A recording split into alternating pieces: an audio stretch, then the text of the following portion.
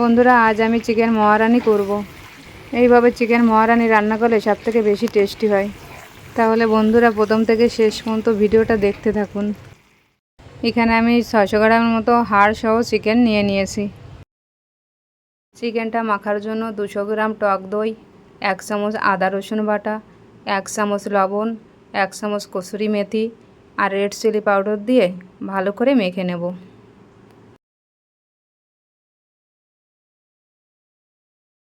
চিকেনটা ভালো করে মেখে আমি 1 ঘন্টার মতো ম্যারিনেট করতে রেখে দেব।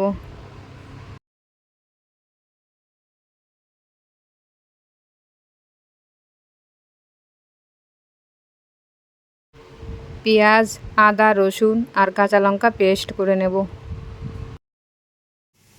কড়াইতে সয়াবিন তেল দিয়ে দেব।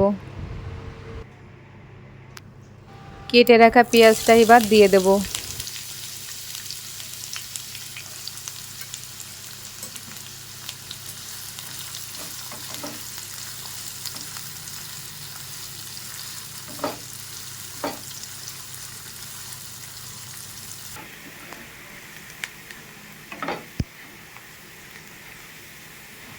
পেঁয়াজটা খুব বেশি ভাজবো না, হালকা লাল লাল হয়ে এসছে।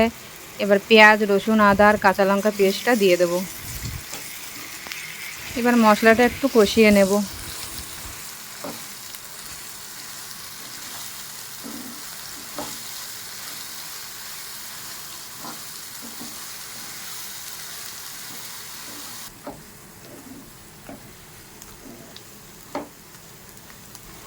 মশলা কষানো হয়ে গেছে, এবার ম্যারিনেট করা মাংসটা দিয়ে দেব।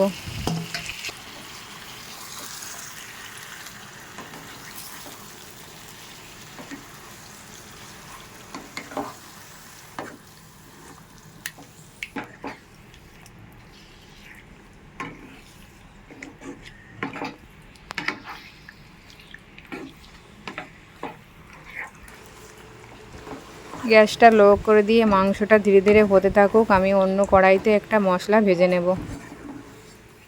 1 চামচ ধনে, 1 চামচ জিরে আর 1 চামচ মৌরি ভেজে ঠান্ডা করে গুঁড়ো করে নেব। এই রান্নাটায় কোনো জল ব্যবহার করব না। দই আর চিকেনটা থেকে যে জলটা বেরোবে ওই জলেই চিকেনটা রান্না হবে।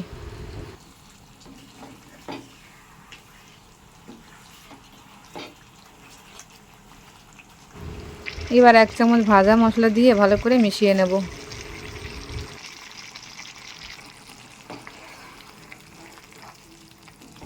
সময় নিয়ে মাংসটা ধীরে ধীরে কষিয়ে নেব।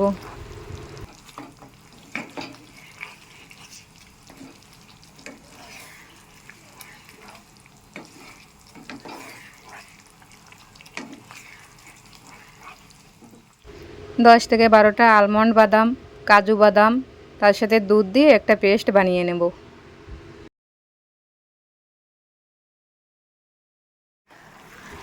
বন্ধুরা, রেসিপিটা যদি ভালো লেগে থাকে লাইক করবেন আর শেয়ার করবেন আর সাবস্ক্রাইব করে পাশে থাকবেন।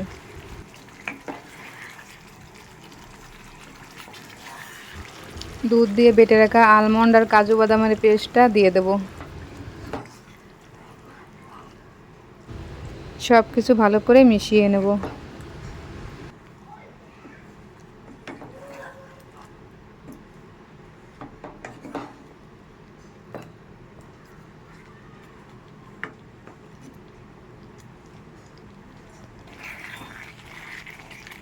চিকেনটা নাড়তে থাকতে হবে, তলায় ধরে যেতে পারে।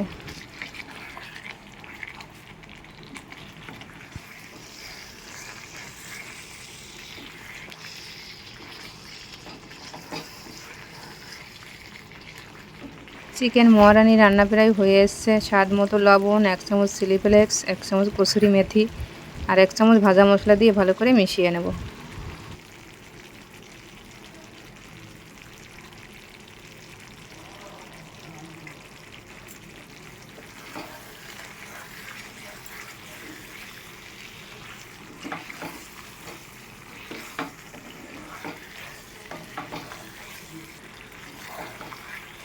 বন্ধুরা, বাড়িতে একবার এইভাবে ট্রাই করে দেখতে পারেন।